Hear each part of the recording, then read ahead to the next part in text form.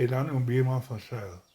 Maar Beries het uit sy pad uitgegaan om my 'n beter mens te maak.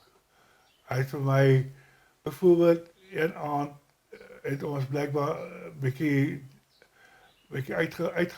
uitgerafel toe die oggend vroeg. Dit is voor 'n Karibeker finaal teen die Vrystaat. Toe sê hy vir my ek moet na sy huis toe kom.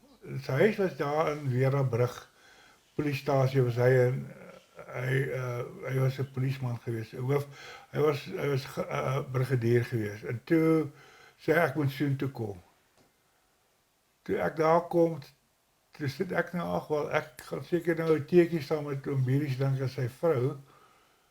Toe sê hy vir my nee, sien jy daai stuk grond daar wat ek nat gemaak het vir die aand. Jy moet begin spit, Boeta. Ek sê, Beries, ek kan nie, hoe kan ek nou spit, ons moet die finaal speel. Hy sê, spit. Ja, Van Wyk, jy kan nie glo, daai dag het ek bloed gesweet op hy spit, en ek toe daar kom, toe sê hy vir my, wel,